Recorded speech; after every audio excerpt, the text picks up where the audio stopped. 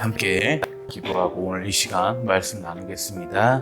은혜 가운데 저희를 안으시며 사랑으로 저희를 품으시고 크신 은총으로 저희 강복하시는 하나님 아버지, 오늘 이 시간도 하나님 앞에 모여 예배하며 하나님께 경배할 수 있음에 감사와 영광과 존귀를 올리옵나이다. 이 시간 저희에게 허락하신 하나님의 말씀을 나누고 이 한 주를 살아가고 한평생을 살아갈 때에 저희의 길에 빛이 되게 하옵시고 저희를 인도하시고 이끄시는 힘이 되게 하시어 주시옵소서. 이 시간 전해지는 말씀 가운데 늘 함께 하시어 주시옵고 이 예배를 성령 하나님께서 친히 인도하여 주시오며 예수 그리스도 우리 성자 하나님의 이름으로 기도하며 예배할 때에 성부 하나님 영광으로 받아 주시옵소서. 은혜와 사랑에 감사와 찬양을 올리오며 구주 예수 그리스도의 이름으로 기도 올리옵나이다. 아멘. 오늘 우리가 나눌 하나님의 말씀은 구약성경 창세기 제11장 8절부터 9절 말씀입니다. 구약성경 창세기 제11장 8절부터 9절 말씀입니다. 제가 대독합니다. 여호와께서 거기서 그들을 온 지면에 흩으셨으므로 그들이 그 도시를 건설하기를 그쳤더라. 그러므로 그 이름을 바벨이라 하니 이는 여호와께서 거기서 온 땅의 언어를 혼잡하게 하셨음이니라. 여호와께서 거기서 그들을 온 지면에 흩으셨더라. 아멘.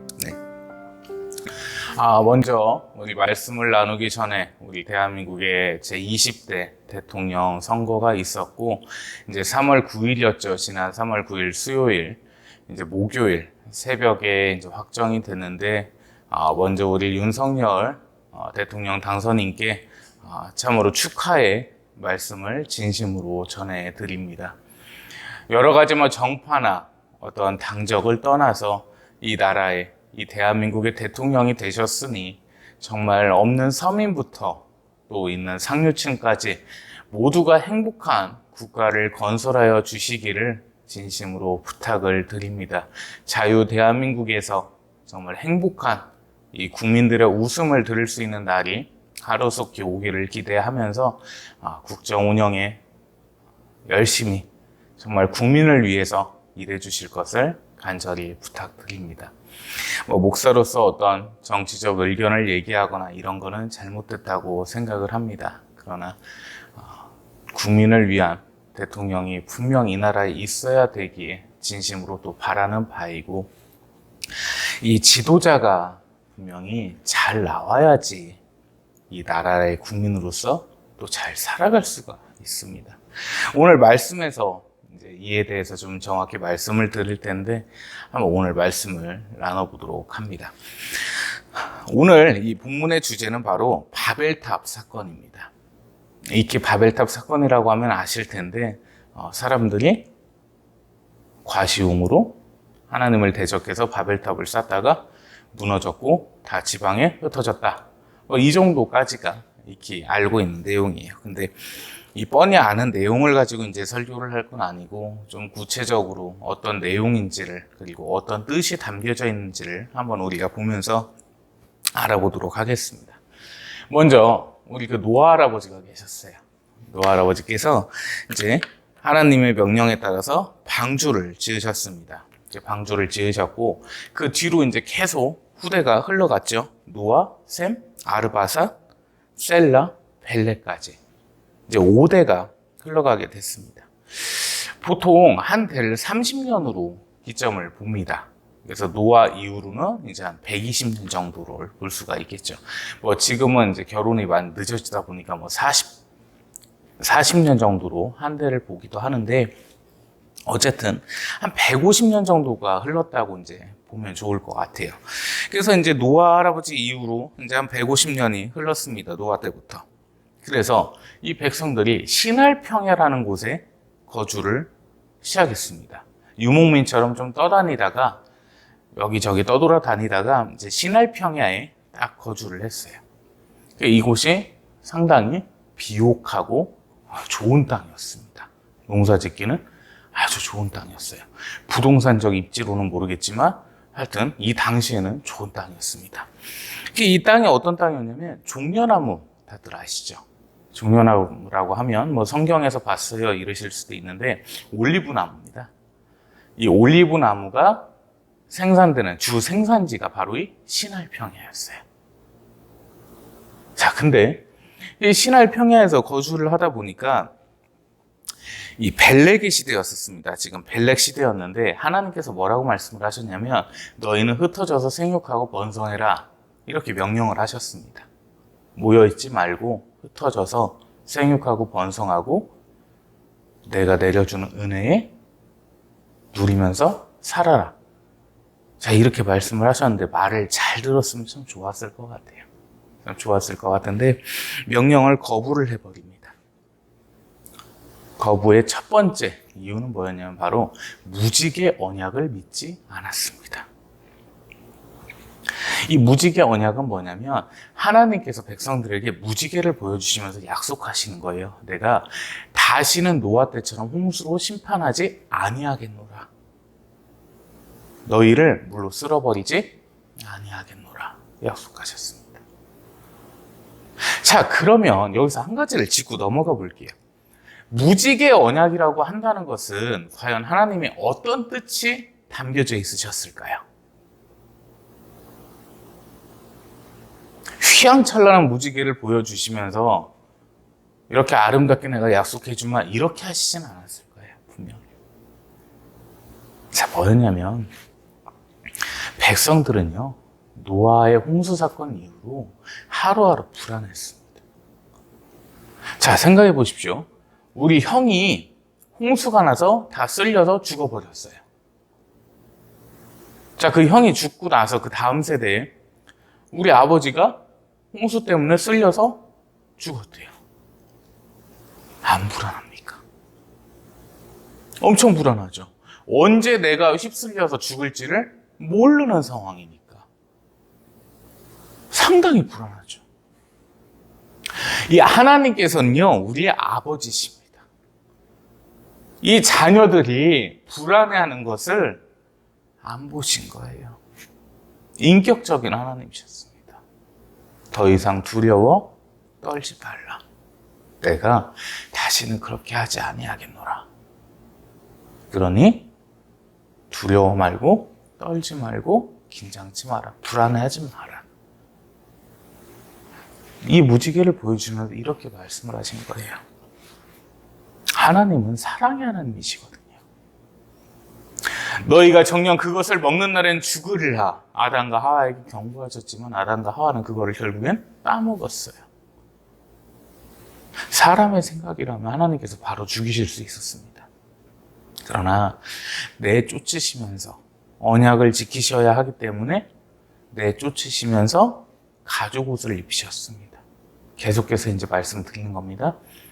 동물의 피로 죄사함을 시키셔서 가죽 옷을 입히셔서 에덴 동산에서 내쫓으셨습니다. 그것이 바로 우리 하나님이시라는 겁니다. 내 주와 맺은 언약은 영불변하시니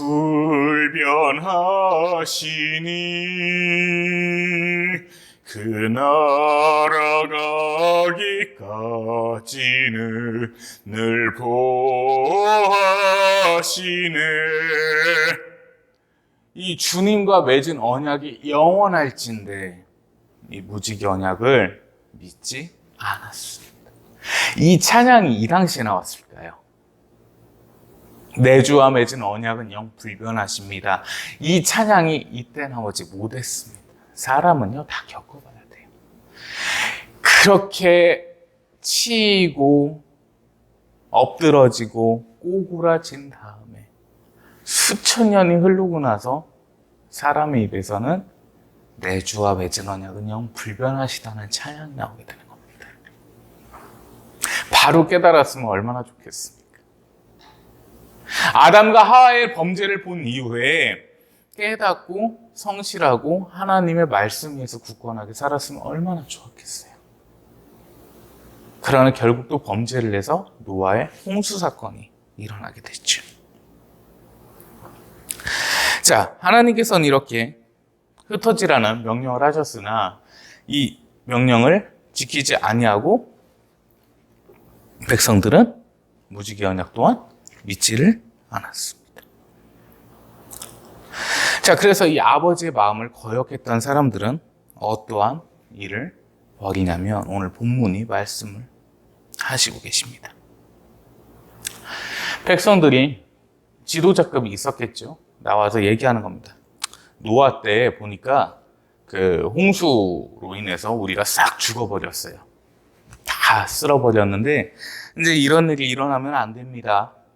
그러니까 우리가 탑을 쌓읍시다. 그 누구도 건들 수 없는 견고하고 튼튼하고 높은 탑을 쌓아서 다시는 우리가 홍수로 인해서 피해를 입는 일이 없도록 합시다. 이렇게 주장을 합니다. 자, 근데 여기서도 그래도 좀 괜찮은 사람이 있었어요. 한 명이 뭐라고 하냐면 할 말이 있습니다. 뭐요? 아니, 그렇게 싸우면 하나님께서 심판하실 수도 있는데 그거 좀 그렇잖아요? 에이, 하나님께서 심판을 못 하시게끔 만들어야지. 정말 견고하고 튼튼하고 높이 쌓아놓으면 하나님께서도 어떻게 못 하십니다. 이렇게 얘기를. 자, 근데 여기서 본문 말씀 잘 보셔야 돼요. 오늘 본문이 11장 1절에서 9절까지가 끝이거든요. 여기 보시면 그렇게 얘기한 사람은 있어요. 하나님께서 심판하시면 어떻게 하겠냐 이렇게 얘기한 사람은 있는데 그 누구도 도망갔다는 얘기는 없습니다.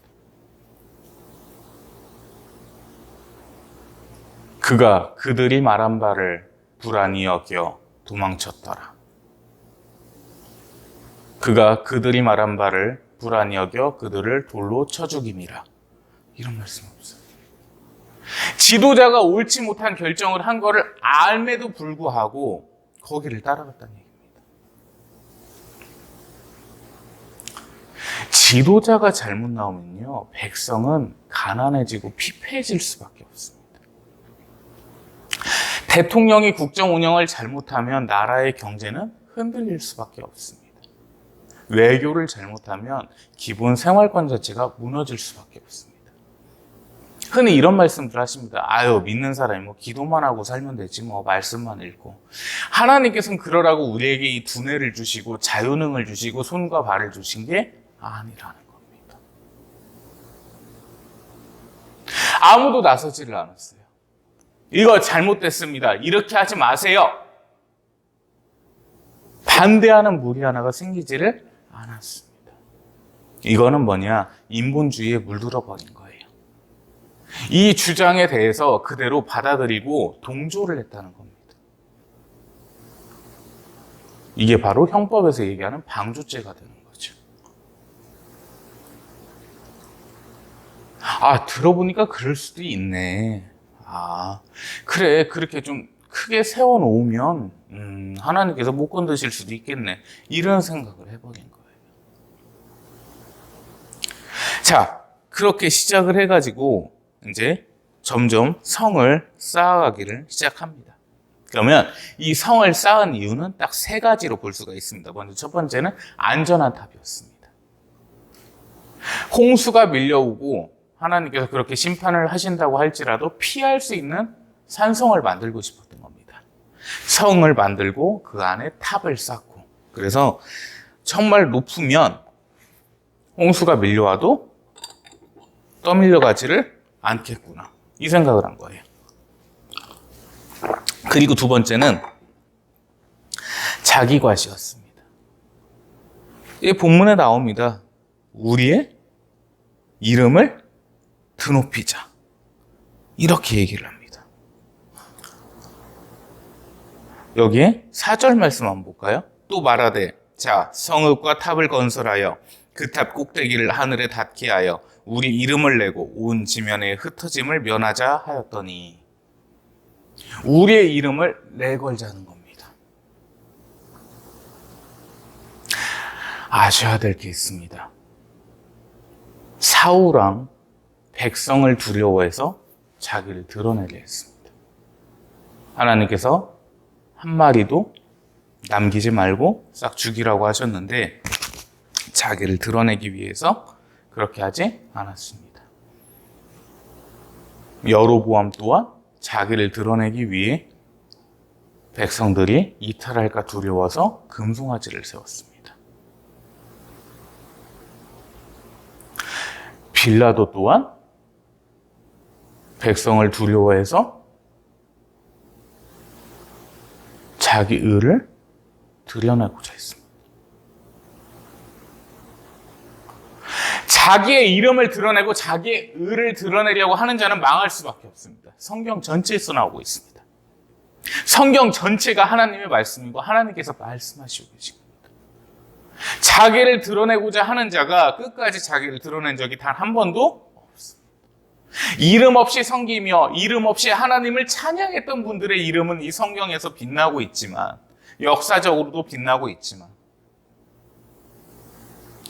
자기가 자기의 의를 드러내며 자기 이름을 알리려고 한 자는 단 한 명도 하나님의 구속사적이든 역사적 사실에서 있지를 아니하다는 겁니다. 자, 그렇게 자기를 드러내려고 두 번째 이유로 탑을 쌓기 시작했어요. 세 번째는 바로 인본주의였습니다. 첫 번째와 두 번째를 합치면 이것이 바로 인본주의인 거죠. 하나님이 우선이 되시는 게 아니라 사람이 우선이 되어버렸던 겁니다.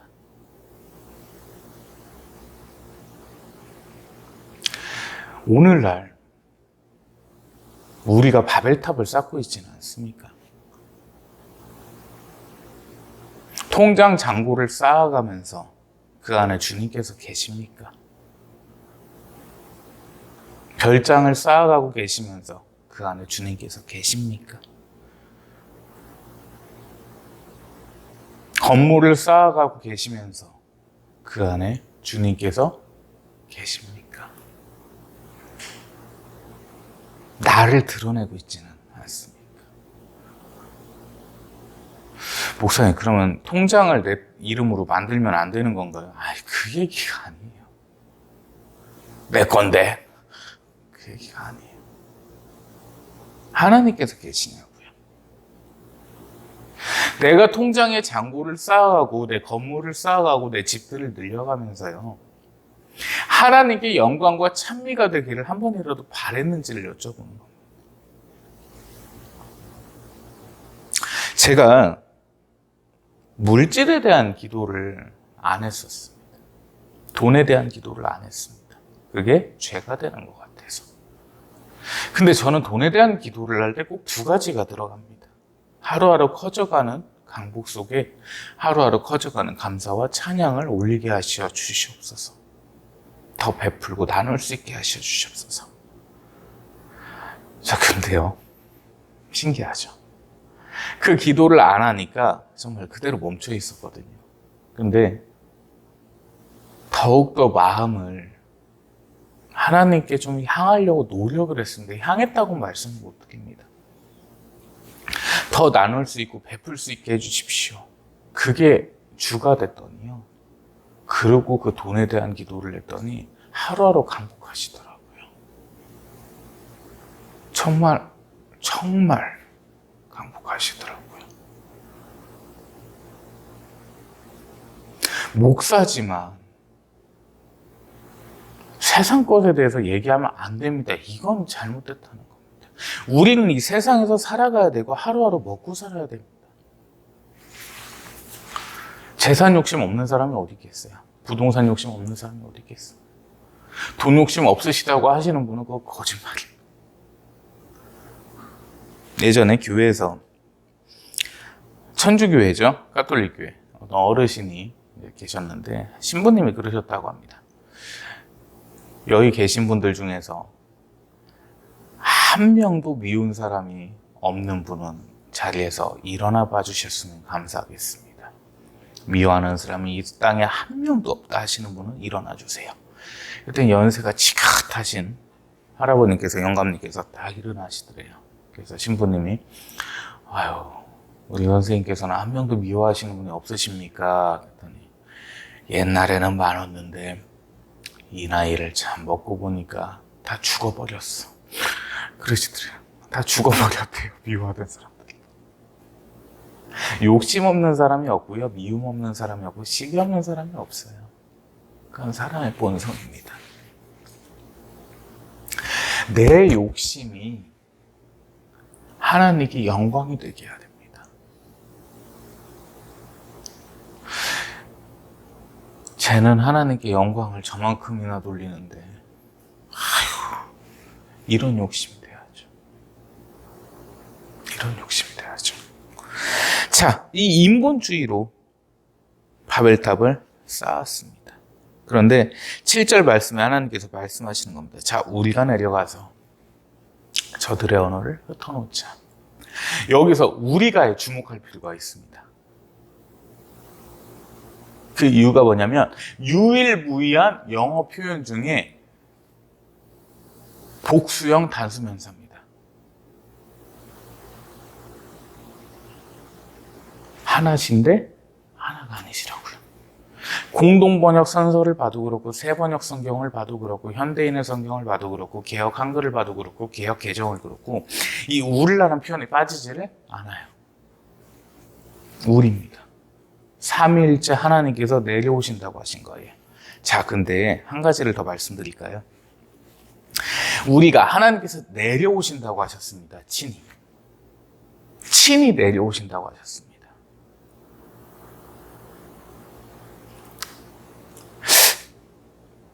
다윗 왕이 세 가지 재앙 중에 하나를 선택했을 때 천사들이 막 전염병 퍼뜨리고 있었잖아요. 그죠? 하나님께서 천사를 시키셨어요. 야, 천사 가서 전염병 뿌려라. 야, 천사 가서 흩어놔라. 이렇게 안 하셨어요. 친히 강림하셨습니다. 무슨 말씀입니까? 인격적인 하나님을 드러내고 계십니다. 괘씸하잖아요. 노아의 홍수로 인해서 심판하시고서 또 죄를 져도 무지개를 보여주시면서 내가 다시는 너희를 치지 않겠노라. 약속까지 해주셨는데 또 죄를 짓고 있는데 얼마나 화나시겠습니까? 사람의 생각이라면.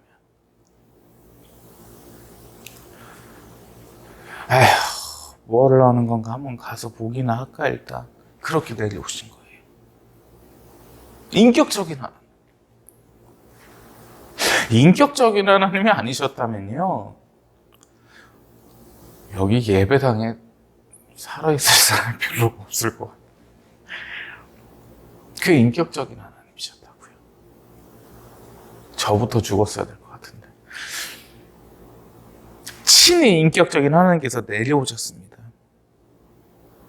내려오셨습니다. 그래서 말씀하십니다. 너희가 뭉쳐있으니까 이 죄를 짓는구나. 내가 너희를 갈라놓겠노라. 즉, 아담과 하와 때부터 이 구음, 말이 하나였습니다. 언어가. 글자나 말이나 하나였어요. 근데 이 구음이 하나였는데 여기서 갈라지는 겁니다. 말이 하나였다는 거는요, 바로 한 사람에게서 났음을 뜻하시는 겁니다. 우리는 아담과 하와로부터 내려온 사람들입니다. 결국 윗대로 쭉 거슬러 가면 결국 우리 조상은 아담과 하와인 거예요. 즉 여기서 인간의 죄성이 나옵니다. 아담과 하와에게 하나님께서는 자유능을 허락하셨고 주셨지만 그것으로 영광을 돌리는 것이 아니라 하나님과 대적을 하고자 하는, 하나님처럼 되고자 하는 욕심에 선악과를 따먹게 되는 죄성을 가지게 됐습니다. 그 죄성이 결국 인간의 본성 중에 하나라고는 볼 수가 있는 거죠. 계속해서 인간은 죄성을 가지고 있으니까요. 못 깨닫습니다. 아무리 당해도요. 그게 인간의 본성 중 하나인 죄성이라고 하는 겁니다. 이 자유능을 가지고 하나님께 영광을 돌릴 것인지, 하나님과 대적을 할 것인지, 그것을 선택할 수 있는데 대적을 하는 쪽을 택하는 것이 인간의 본성이라는 겁니다. 그래서 사도 바울 선생님 말씀하십니다. 나는 매일 죽노라. 인간의 죄성이 늘 죽어야 됩니다. 예수님께서는 이 죄 문제를 해결하시려고 오신 겁니다. 이 창세기부터 요한계시록까지 끊임없이 말씀하시는 게 죄입니다. 인간의 본성 중 하나이기 때문에. 그 죄를 사하기 위해서 오신 분이, 사해 주신 분께서 바로 우리 성자 하나님 예수 그리스도십니다.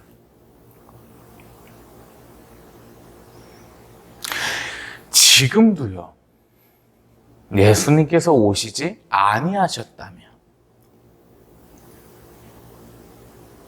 인간은 끊임없이 죄를 반복하고 있을 텐데, 현대사회가 됐다고 해서 바벨탑을 안 쌓을까요? 아니요.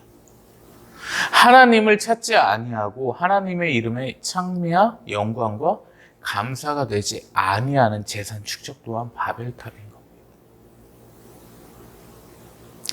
그렇기 때문에 그 죄를 없애시고자 갈라놓으셨던 겁니다. 한편으로 생각을 한번 해볼게요. 새샘교회 예배당을 더욱더 크게 건축한다고 생각을 해봅시다. 한 50층 정도로 건축을 한다고 생각을 해볼게요. 자, 그런데 한마음 한뜻으로 우리 하나님께 높이 지어서 영광 돌립시다. 정말 이 세종 지역에서 제일 높은 교회가 돼서 하나님께 영광 돌립시다. 이 마음을 갖고 짓는다면 정말 기쁨으로 짓겠죠. 한마음 한뜻이니까. 얼마나 기쁘겠어요. 벽돌 하나 날르는 것도 행복하고. 저도 뭐 페인트 뒤집어 쓰고 일할 것 같아요. 근데 거기서 욕심이 생기는 겁니다. 새샘교회 해가지고 크게 한번 드러내 봅시다, 우리가. 자, 그 욕심을 가지기 시작하면 분열이 시작될까요, 안 될까요? 벽돌 색깔 갖고 싸우기 시작할 겁니다. 한마음 한뜻이 아니기 때문에. 욕심을 가지면 분열될 수밖에 없습니다. 뜻이 갈라질 수밖에 없어요. 언어가 갈라진 것과 똑같은 겁니다. 인간의 욕심을 가지고, 인간의 생각을 가지고, 인간의 의를 드러내고자 한다면 뜻은 갈라질 수밖에 없는 것이고, 분열은 시작될 수밖에 없는 거예요.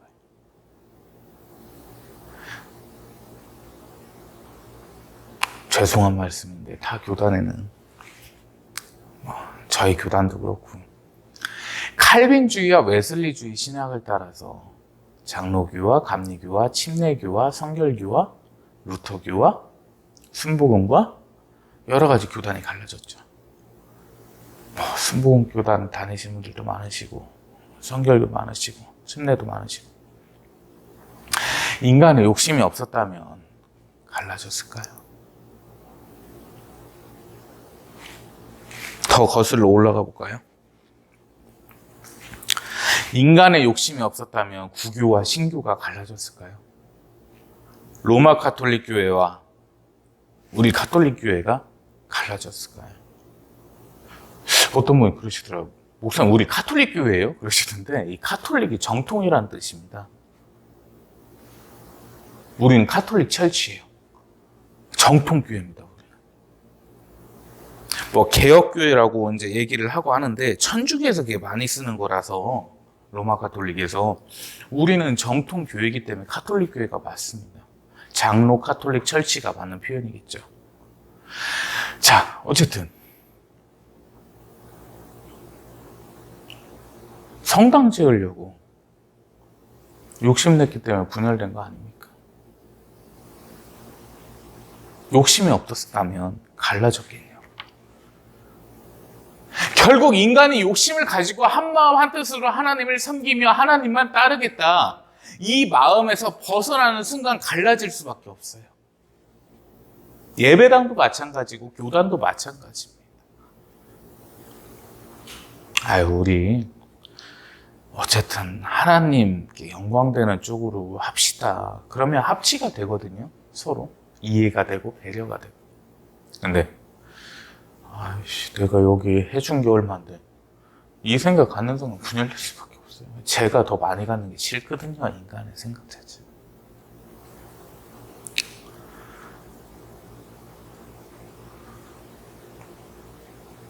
세상을 보십시오. 다 분열이에요. 다 분열. 우리 국민들 잘 살게 해줘야겠다 생각을 했다면 분열되겠습니다. 그 마음만 가졌다면 안타깝죠. 안타깝죠. 이 바벨탑을 쌓으면서 하나님을 찬양하는, 하나님께 나아가고자 하는, 하나님의 뜻에만 쓰기로 하는 그 마음이 없었기 때문에 분열된 겁니다.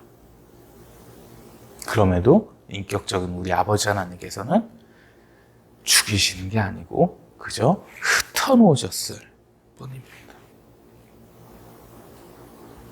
내 재산을 쌓아가면서 내 부를 축적해가면서 그 안에 주님께서 함께 하시는지 첫 번째 보십시오. 저도 볼게요.